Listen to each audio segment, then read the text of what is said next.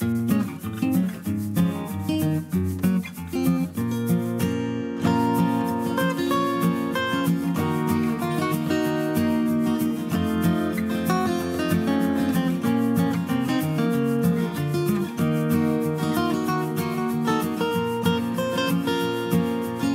to Pondering Tales. My name is Whitney.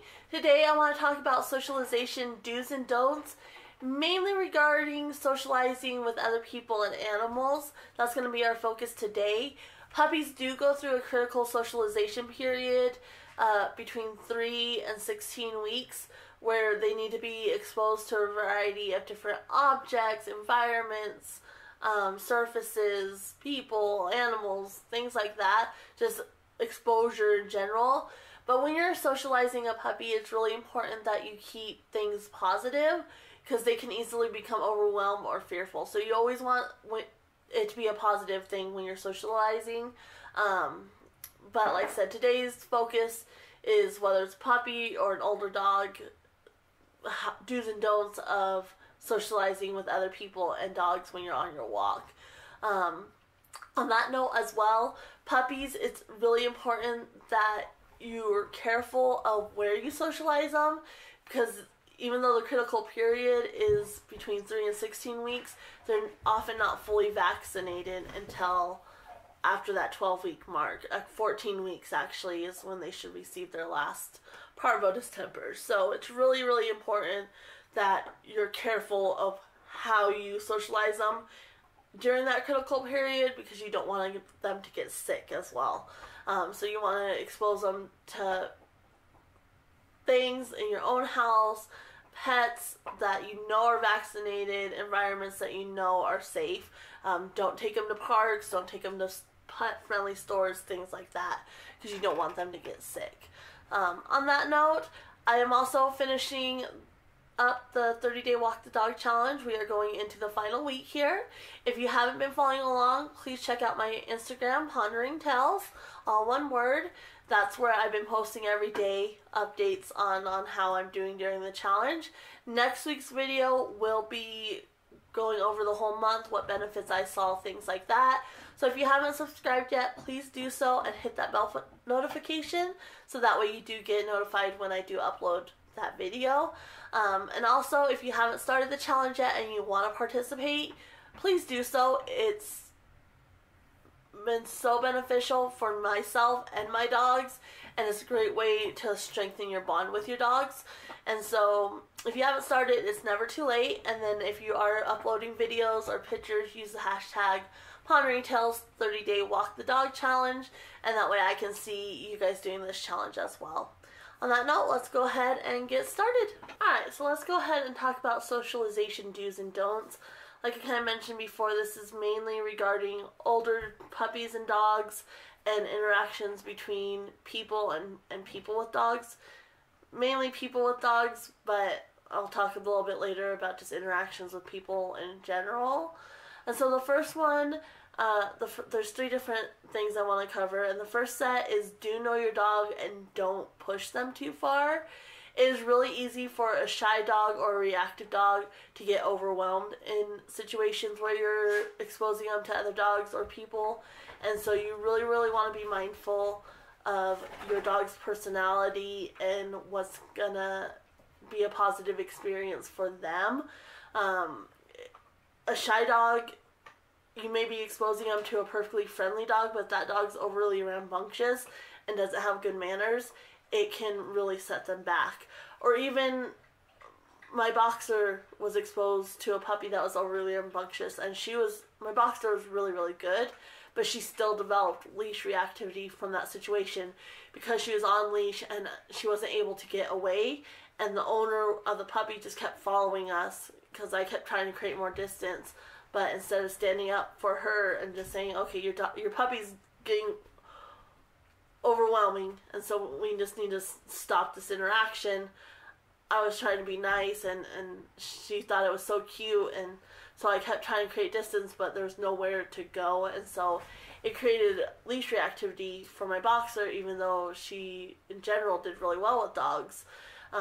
So even knowing your dog, you can push them too far if the other dog doesn't have appropriate manners. And so that brings me to the next set is do trust your instincts and don't put your dog at risk. And so if your instincts are saying, you know, this dog is just too rambunctious, or even if it's a calm dog and there's just something in its body language that tells you that the interaction's not going to go well, trust your instincts and don't put your dog in that situation if you have an instinct that it's not going to go well. The last one is put safety first and don't put yourself at risk. So obviously we want to put safety first for our dogs so they don't get hurt, but also so you don't get hurt. It's easy if the leash becomes tangled for you to get knocked over, if the dogs start getting into a tussle, or if they do get into a tussle, it's easy for you to get a bit if you're trying to separate them.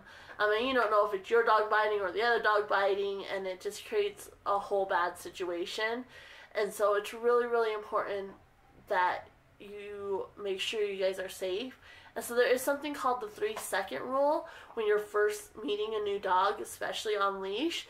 And so you're going to let the dogs come up and sniff each other, and you're going to count 1, 2, and move away. And you don't want to pull your dog away because that can create tension, but you kind of want to call them away. And so that's going to be key in your dog knowing how to follow your direction and having good basic obedience and manners. So when you call them away, I go and have them move away with me. That way you're not having to pull them away and creating tension, but you're able to separate them. Because if they're going to react and have a negative experience, it's going to be right after that 3-second mark.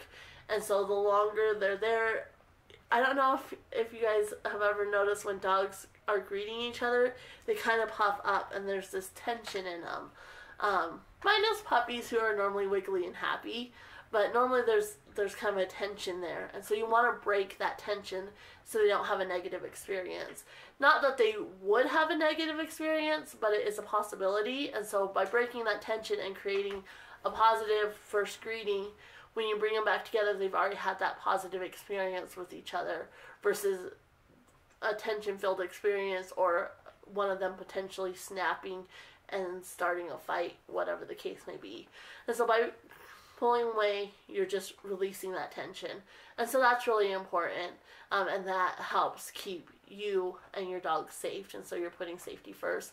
And also make sure your leashes aren't getting tangled. I see people, the owners are just standing stationary and the dogs are sniffing and circling each other to sniff each other, and the leashes are just getting all tangled.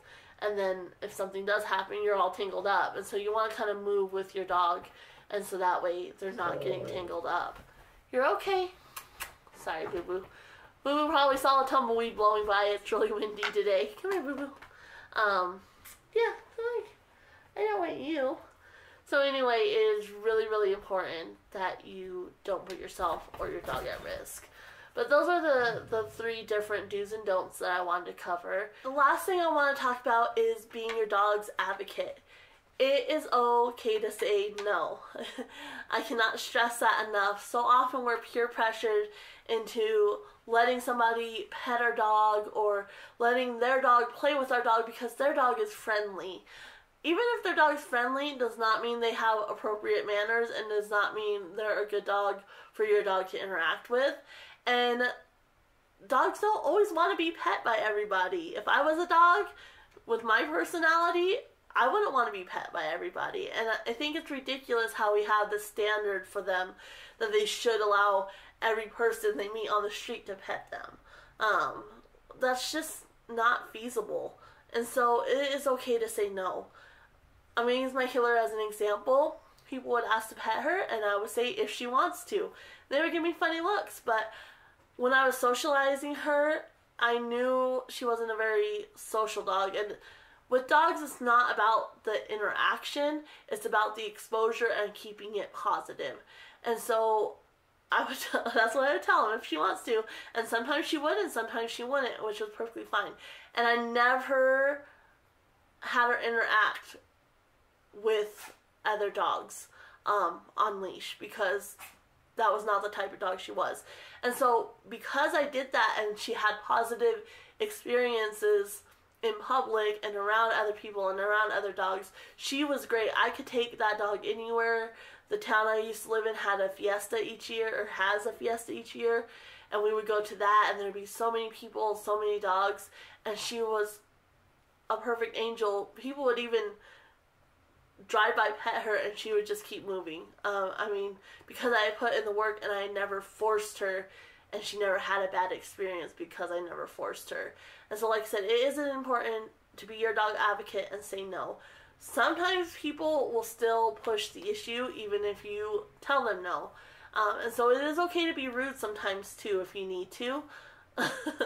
I've body blocked people before, and I've told them I said no, and just completely body blocked them from my dog. Put my dog behind me so they could not get to her. And that normally they get like huffy, but at the end of the day, my dog didn't have a bad experience. And so that was the last thing I wanted to talk about is say no if you need to. Don't put your dog in an bad situation where they're going to have a bad experience and you might undo all the work you've done. On that note, we will see you guys on Friday. We take Shunka and Nidra on a doggy day date to different pet-friendly stores, so I hope you'll check back in for that. We will see you guys next time. Until then, ponder this. The #1 cause of death for dogs under 3 years of age is behavioral problems. 47% of dogs are rehomed each year due to pet problems, which include aggression and other behavioral issues. These numbers can be drastically reduced through proper socialization and training. Even if your dog missed the critical period as a puppy, it is still really important that you work with them and provide proper socialization to help them succeed in the human world. If you do have a dog you're struggling with, contact a behaviorist or a qualified trainer in your area that utilizes positive methods, and so that way you can help them succeed in life. We will see you next time. Bye!